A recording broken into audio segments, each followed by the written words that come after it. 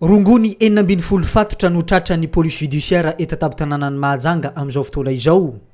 Tratra tao anatin'ny fiara iray teny amin'ny tobo fiantsonana régionaly eto Mahajanga ny larobia fa 10 ny volana May taona 2024 lasa teo iny. Olona telo no voatery nisamborona amin'izao fotoana izao. Ny iray amin'izy ireo dia zazavavy kely vao 12 taona monja, voalaza fa zanak'ilay olona nandefa io Rongony io.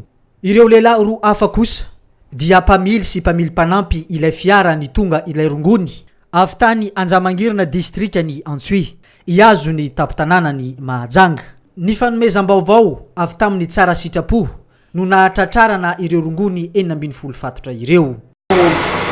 Tamin'ny alarobia tokotokony tamin'ny efatra sasany zany dia nisy olona tsara sitrapo nanome vaovao teto amin'ny police judiciaire fa misy Rongony miala hoentina taxi brosy miala tany Anjiamangirana any akaikaiky Antsoy any zany izy io. Dia misy madama tamin'io toerana nyteneny koa nampitondra colis amin'ny arona lehibe dia ny fahitan'ny chauffeur azy zany dia hoe vary dia misy voanjo tao anatiny. Zay zany fahitan'ny chauffeur azy nampitondra io entan'io fa izy tsy nandeha. Dia rehefa tonga taty Mahajanga moa io tokotokony tamin'ny 6 latsaka teo io tomobily io dia nisavain'ny polisy ao amin'ny brigade stupéfiant. Rehefa nisavaina le entana dia hita tao ny Rongony misy 12 fatotra io miaraka amin'ny vary dia miaraka amin'ny voanjo zay ny tao anatiny.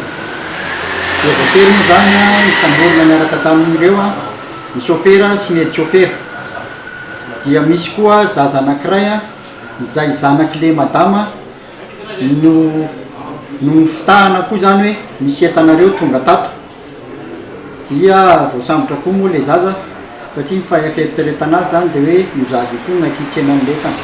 Eto zany dia manentana antsika vahoaka eto tapitanàna Mahajanga amin'ity resaka Rongony ity satria dia manimba ny zanantsika io ary io mitarika ny tsy fandriampahalemana eto tapitanàna Mahajanga.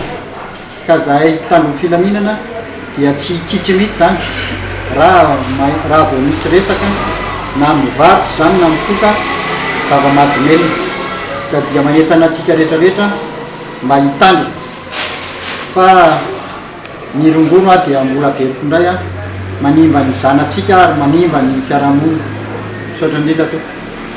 Efa ampitadiavana ilay olona voalaza fa tompony ilay Rongony ny police judiciaire eto Mahajanga amin'izao fotoana izao. Efa misy ny fikarohana atao io olona io. Ireo olona telo izay tsy maintsy nisamborona mba anokafana ny fanadiadiana kosa dia atolotra ny fampanoavana androany marainy. Tsara ny mampahafantatra fa tsy tompony ilay Rongony ireo olona ireo fa voaroroy ho piraitsy kombakomba amin'ity raharaha Rongony ity.